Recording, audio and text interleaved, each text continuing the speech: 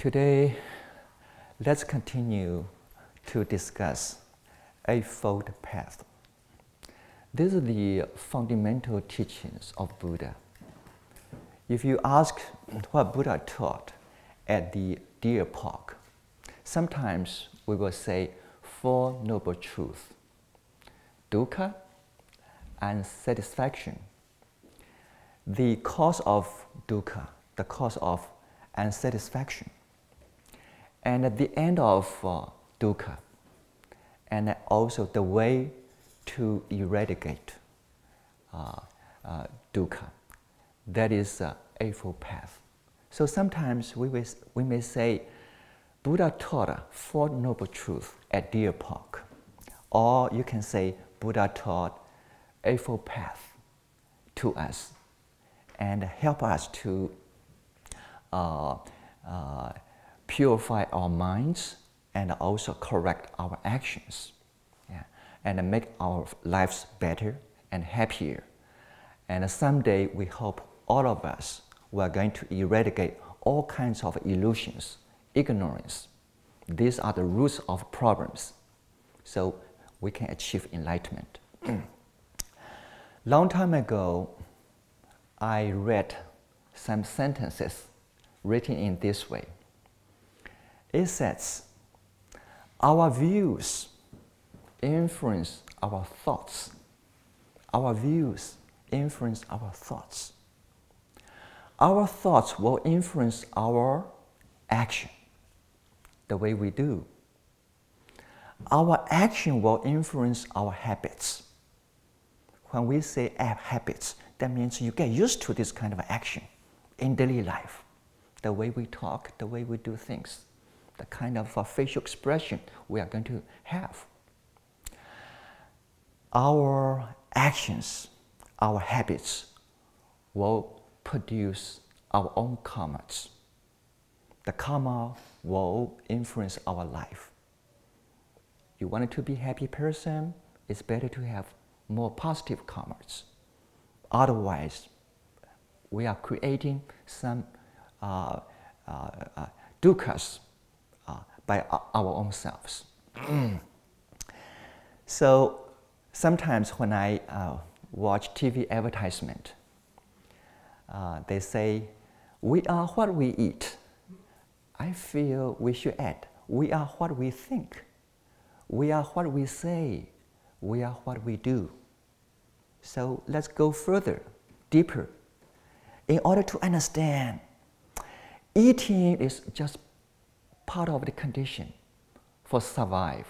But actually, to be a better person, to be happier, we have to understand how we think, how we talk, how we act in daily life. So Eightfold Path actually is the way to teach us how to correct our thoughts, how to correct our actions, how to correct our speeches, and produce positive karmas in our life. So there will be, a way to guarantee our own happiness.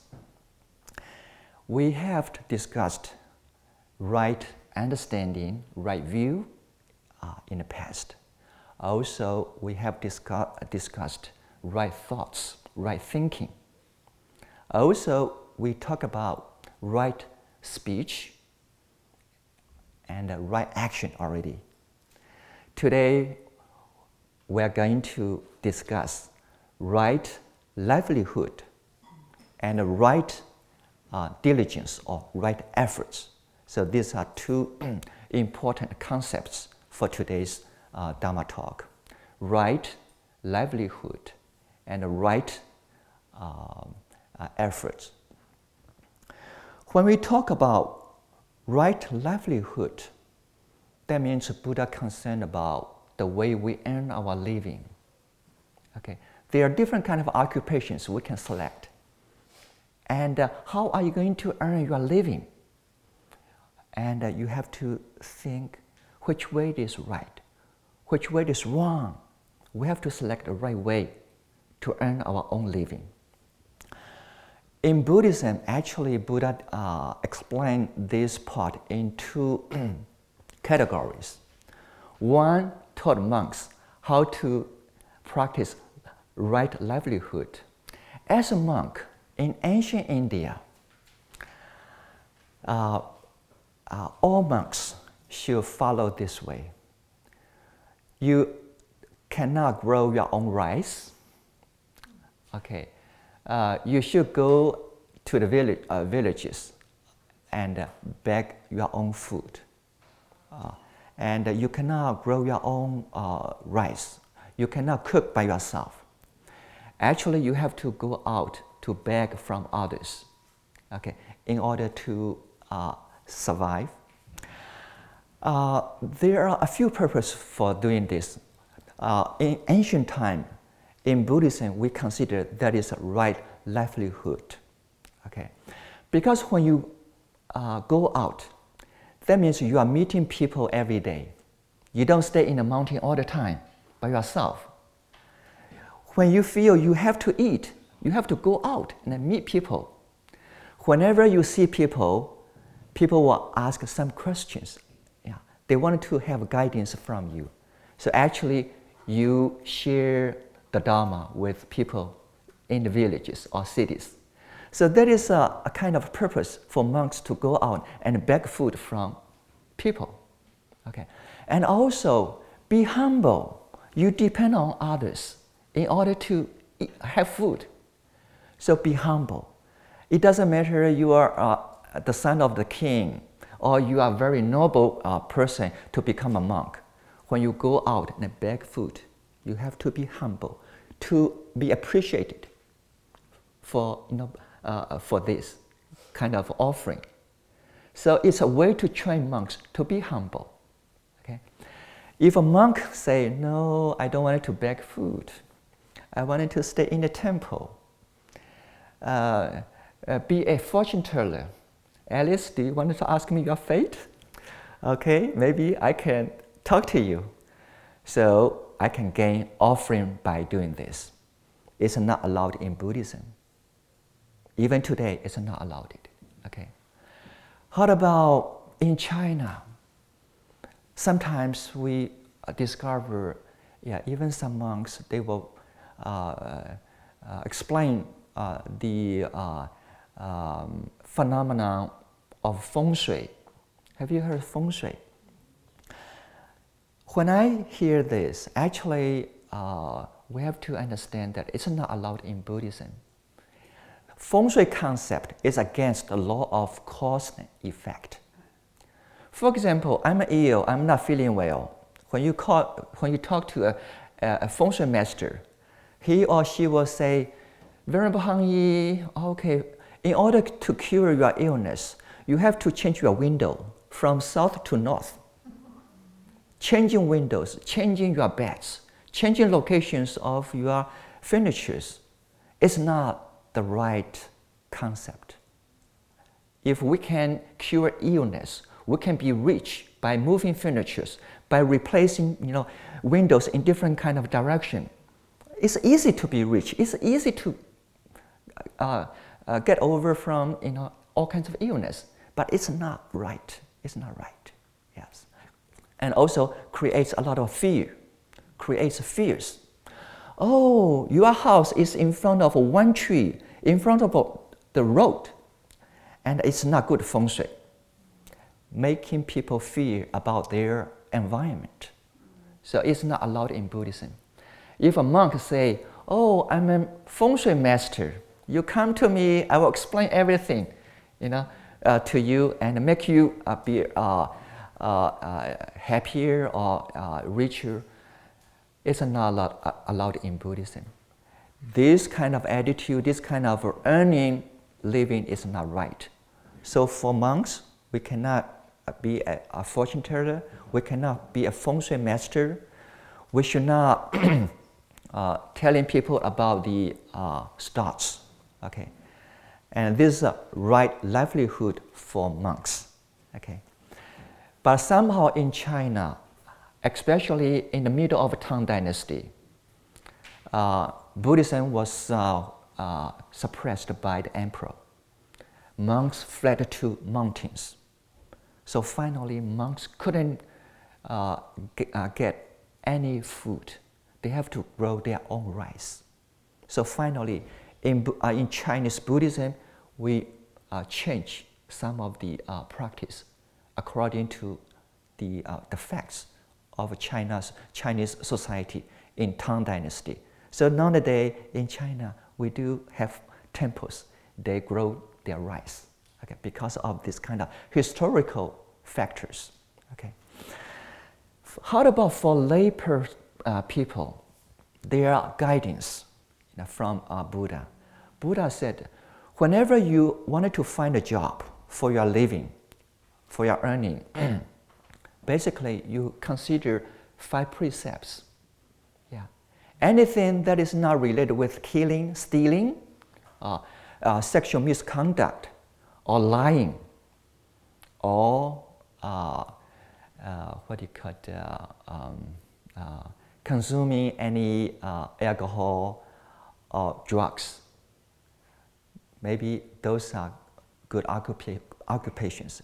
Anything that is against 5 precepts, be careful. So in Buddhism, we don't allow people to go to Bodhi Center to hunt deers. Long time ago, there was hunting ground over there. Nowadays, deers being protected. Okay, they are staying at Bodhi Center because we feel it's not good, to kill all those deers over there.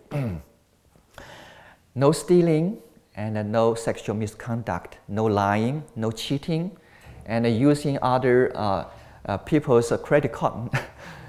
It's cheating. Yeah, it's not a good way to earn a living, and including no selling alcohol. Okay, so these are some teachings from Buddha. And also, anything you do, sometimes if we go further, deeper, sometimes check on yourself. When I'm doing this, am I increasing my greed? You are a rich person. You are doing something, maybe it's not against the 5 precepts, but somehow you are strongly attached to your wealth. You increasing your greed or your anger. Okay, you don't really develop your loving kindness. You have a lot of erosion in your mind, a lot of wrong concepts, too selfish. Okay, so in this kind of observation, perhaps we have to go deeper. Even when we doing some business lawfully, correctly, when we earn a lot of money, then we wanted to think, how can we share this wealth? How to benefit others? Not just taking from people. So this is deeper thinking. So this is one of the paths, right livelihood. Okay. And let's move to another one. That is right effort.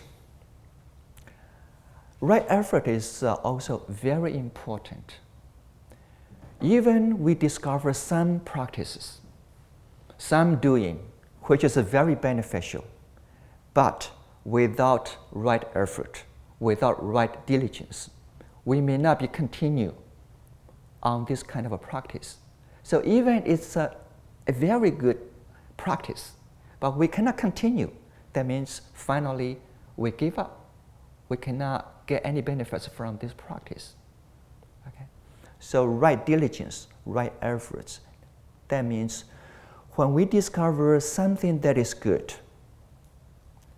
you have to find a way to continue on this kind of a path without stop. So finally you can achieve the goal.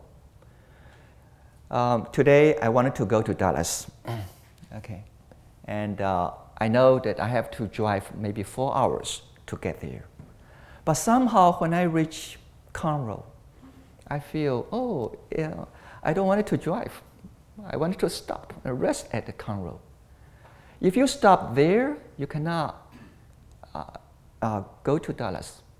Okay? Even you know the way, but somehow you cannot achieve the goal because we stop at the middle of the path. So right diligence, right efforts. In Chinese, we use two words. One is focus. When you do something, you have to focus your energy. Okay? Be able to focus on what we are going to do. Second is moving forward. Don't moving back, moving forward. Okay? Always try to making progress on the practice.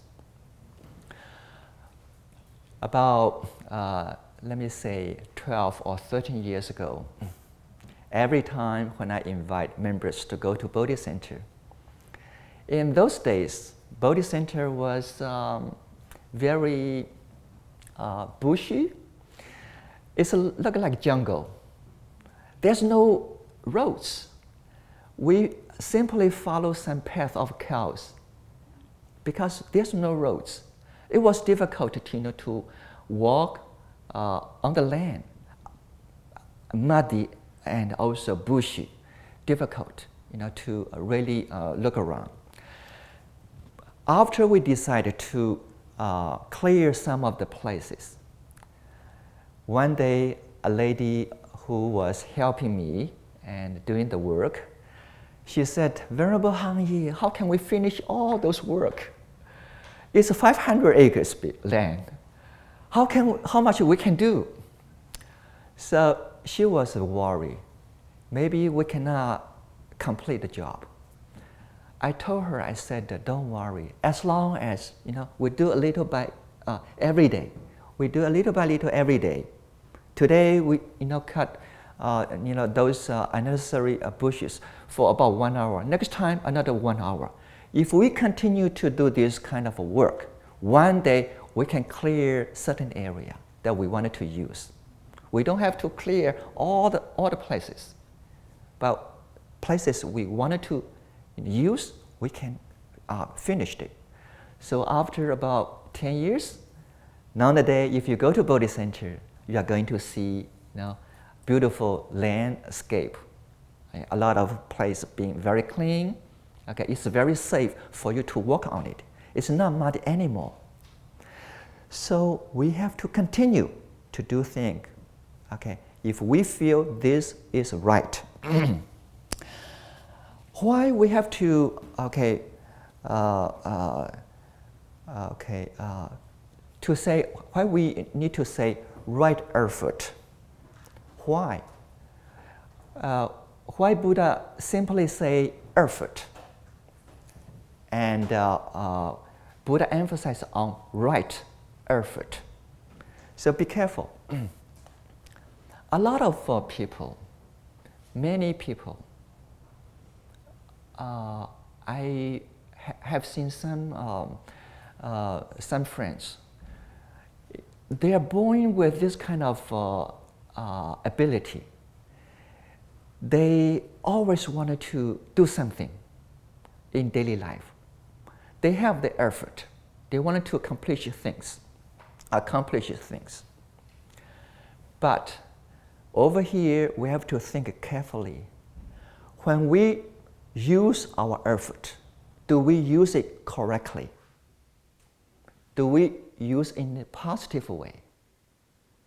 So you may doing something with your own energy, but we have to think, when I invest those much energy onto this kind of a practice, is it worth or not? Is it worthy or not?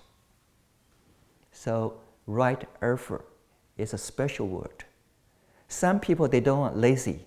They are very diligent. But over here, we have to ask this person, you are busy every day. Okay.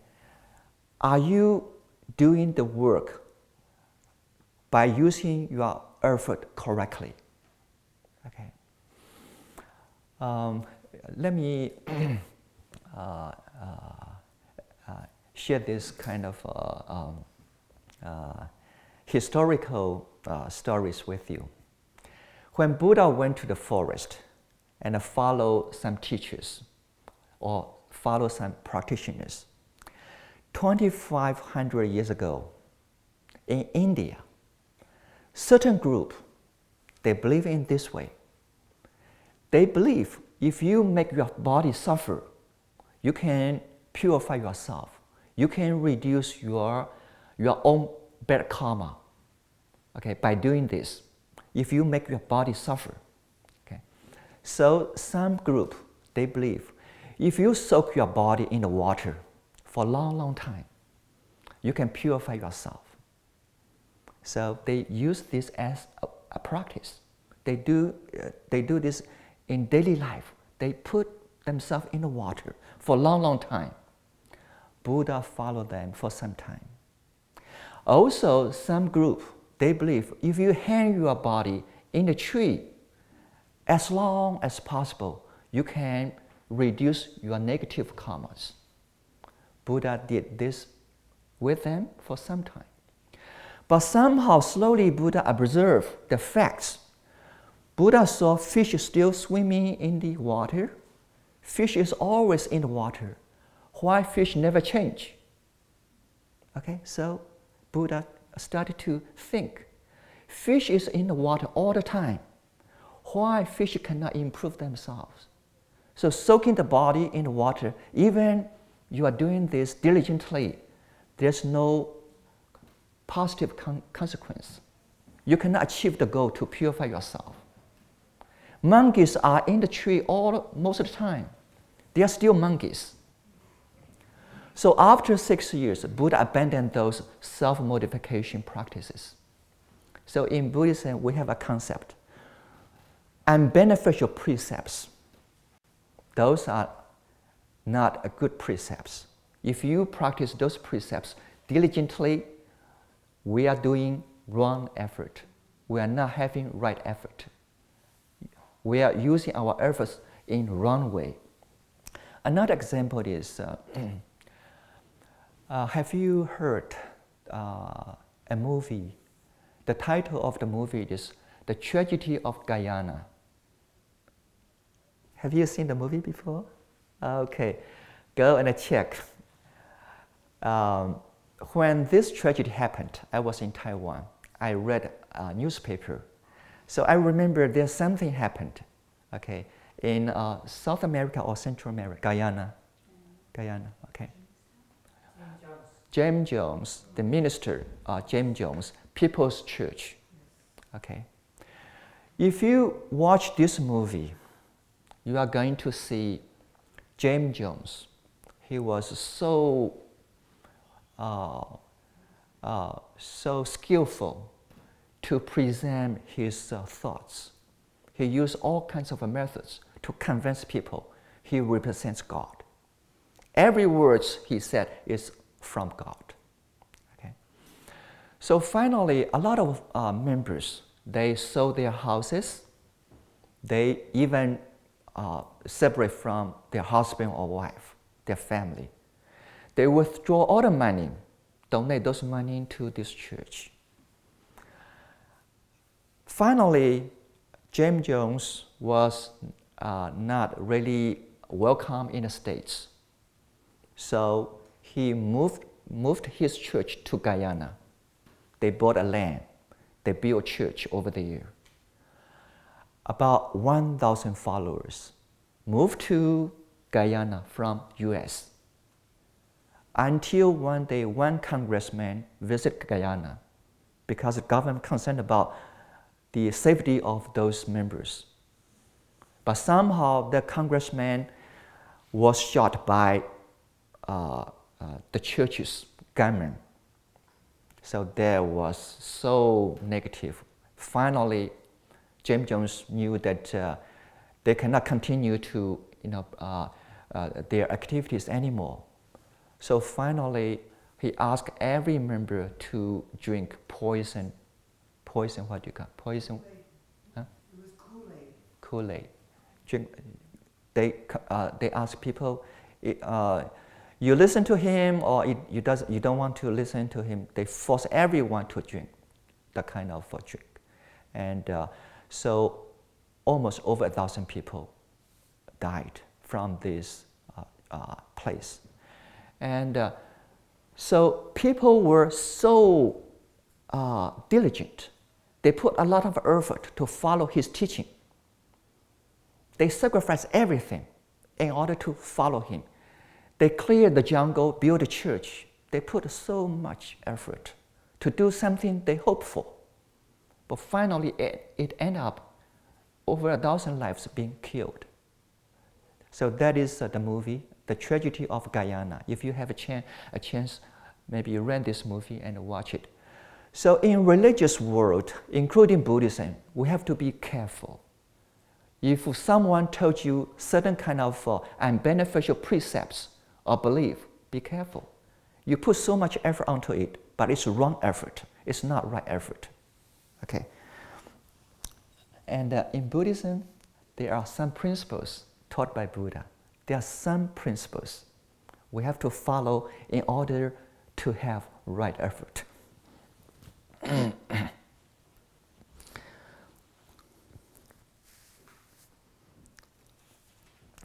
吴豪 and Judy, if you could, please help me to translate into English. Okay.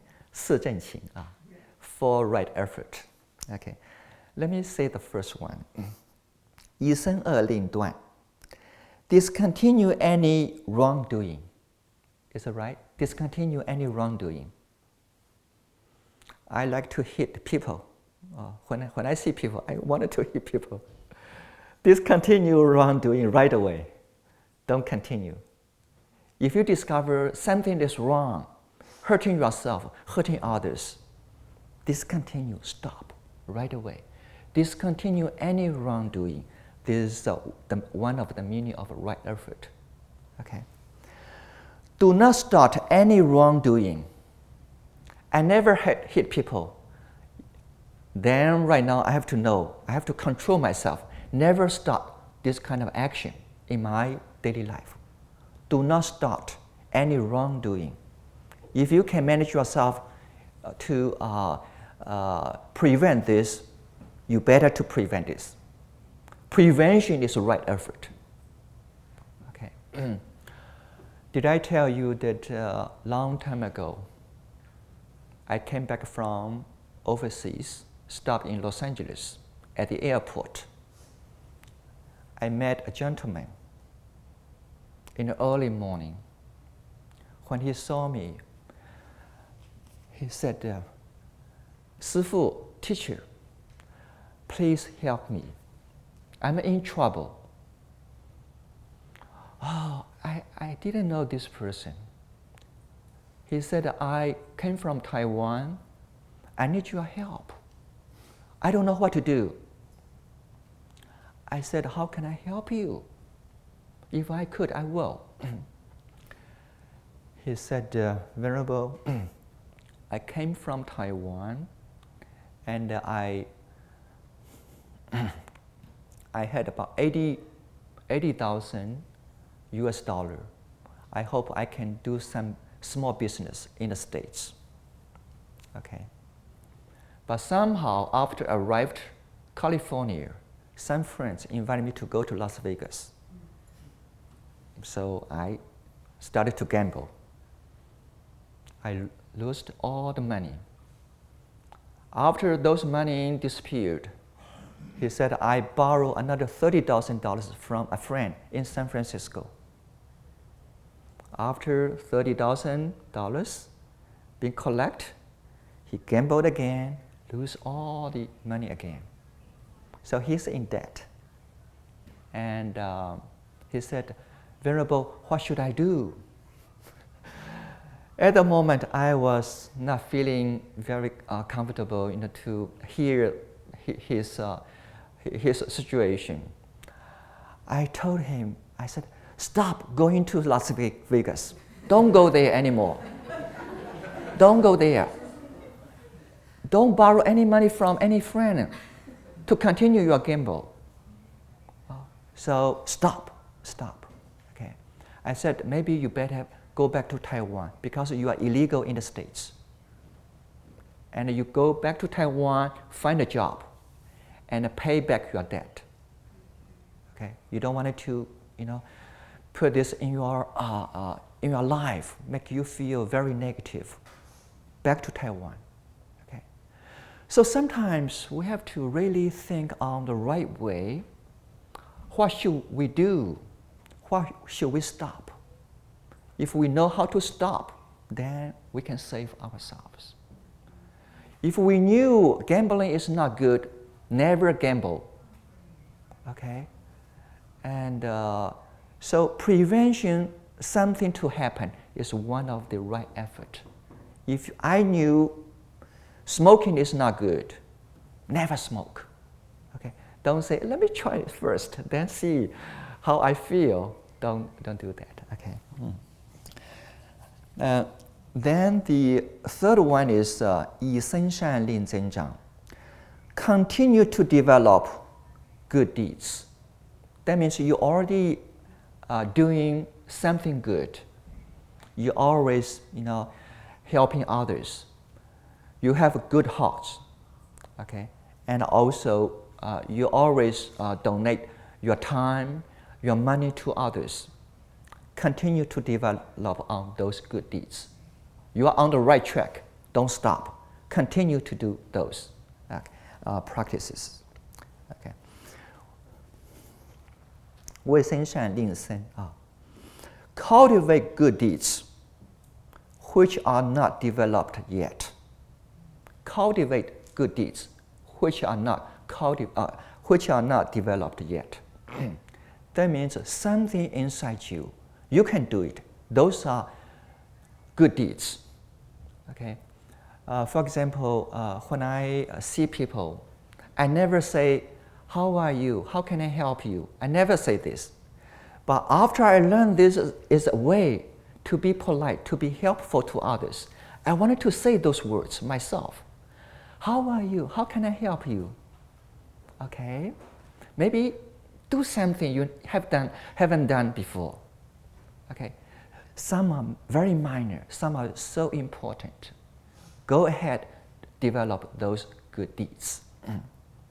But I discovered that as a human being, many of us, we feel, oh, it's easy for me to do. It's easy for me to practice. It's not that difficult. Okay. For example, in the States, a lot of people will say, "Hi, how are you?" But if you go to China, when you say hi, people won't say hi to you. It's difficult. But nowadays, every time when I talk to friends in China, I say people should do some change, be friendly with each other. Okay. Even at our temple, long time ago, we had a nun from Taiwan. One day he talked to me. He said, "Venerable Han Yi, I'm here for some time. Would you please teach me to improve myself?" Oh, I said, okay, let me think. Okay, what I can figure out in which way that I can share with you. So I told this nun, I said, in the morning at the temple, after the morning service, morning meditation practice, when we go to dining hall, when we see each other, would you please say good morning to everyone? Say good morning. She said, okay, Venerable Han Yi, I'm going to do this. Okay. So I was very happy for the answer. But after the conversation, the next morning, I was looking at her. He didn't say good morning to anyone. After some time, maybe 1 month or 2 months, then this nun talked to me again. Venerable Han Yi, could you please continue to teach me in order to, guide me to improve myself? I said, I don't want to say anything new to you today. Why? I said 2 months ago, I told you to say good morning to others. You never do this in daily life. Suddenly, she was quiet. She told me, she said, Venerable Hang Yi, I still remember your teaching. I still hear those words in my ear. But somehow I couldn't do it. Because when I was young, my family didn't teach me to say good morning to anyone. I got used to in this kind of a manner for many decades. So it's difficult to say hello, good morning to others. So certainly I was shocked. So think about this story, and we have to cherish all kinds of opportunities to improve ourselves, even some very minor good deeds, because we are building up ourselves by doing little things every day. Even say good morning. That will be very beneficial. It's a part of right effort. But somehow, someone was difficult to develop these kind of deeds. Okay. And finally, after we have those 4 principles, discontinue any wrongdoing. Do not start any wrongdoing. Continue to develop on good deeds. Cultivate good deeds which are not developed yet. Judy, is it right? Mm-hmm. Very good translation. Oh, so my English is better. A while ago, when you introduced me, that I came to the States in 1978. At the time, I thought I will be in the States for 2 years to improve my English. After 2 years, I'm going back to Taiwan, continue my study. Somehow, I stay here until today without really improve my English. I learned a little by little by talking to you. So in 1991, 1992, I always mentioned that, friends, this is your Dharma class, but this is my English class. Please forgive me if I cannot, say certain words clearly. Please help me. And finally, I wanted to share some teachings from Buddhism. We have another concern. Even we know we have to cultivate our right effort. But in daily life, we are facing so many obstacles, difficulties. How can we continue to have right effort? It's not easy, okay? I know this is right. I have to do this. But somehow, when you put this concept into reality, you are facing certain kind of problems you never expect. Okay, so how can we continue the practice of right effort? According to Venerable Yin Shun's teaching, he actually shared these thoughts from Zongpa Da Si. What do you call it? The great teacher in Tibet, Zongpa. Okay. So they have some fundamental teachings on Buddhism, and part of the book explains how a Buddhist can continue on the right effort, okay, without stopping. There are 4 ways that we can use, we can produce in order to support our effort. One is understand your practice profoundly. Understand why you are doing this profoundly, not superficially. You have to profoundly understand what you are doing, why you are doing this. Then even you are facing difficulties, you still continue to moving forward. You are not going to give up easily. Okay? You will find a way to continue For example, many of us, all of us, we do accept, we do agree on this teaching.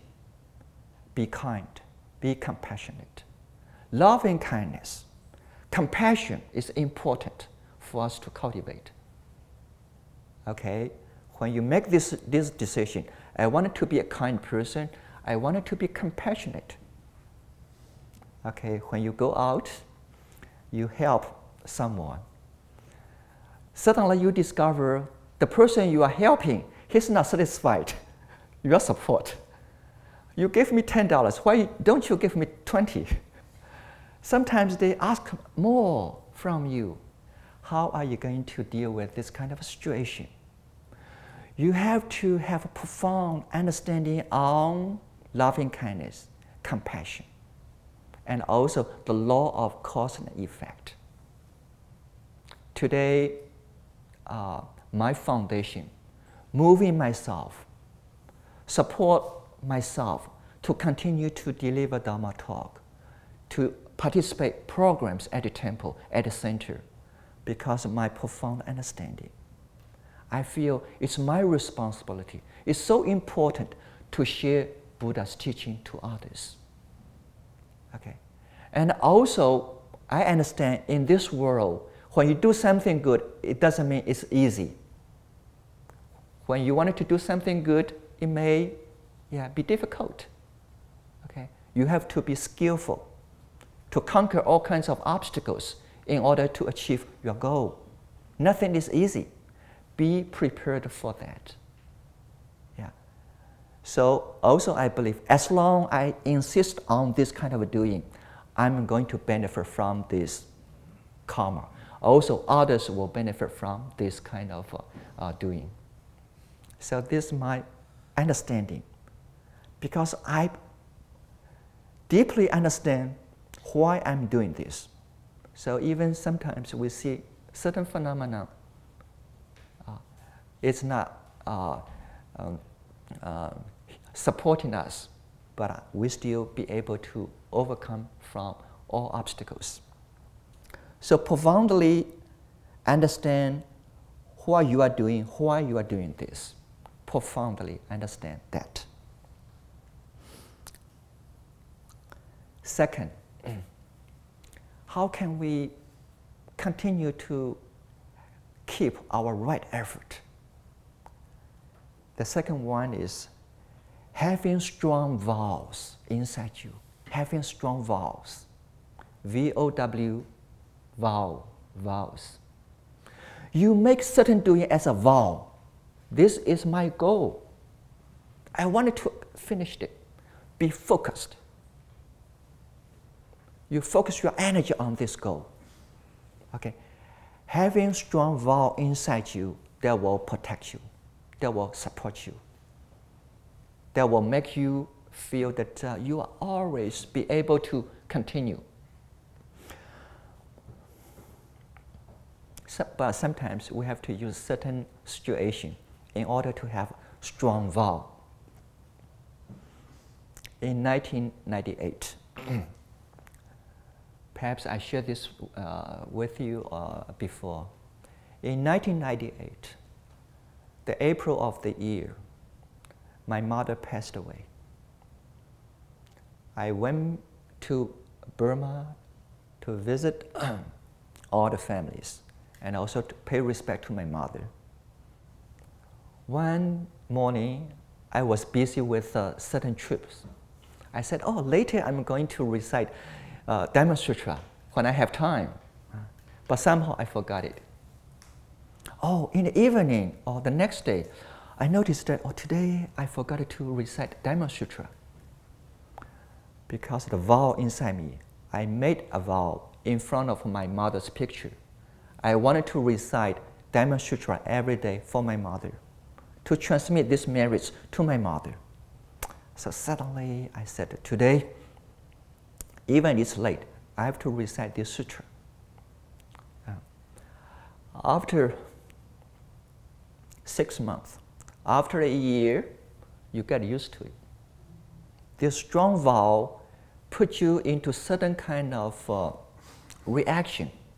Automatically, you feel in the morning, right after you wash your face, the first thing is recite the Diamond Sutra. So from 1998, the April of the year, okay, until this morning, I recite Diamond Sutra every morning. It's non-stop. So for certain doing, you have to make it into a vow, and also use certain situation to motivate yourself. Okay, and you can continue on this kind of practice for a long time. Yeah, actually, I told myself for the rest of my life, it's non-stop.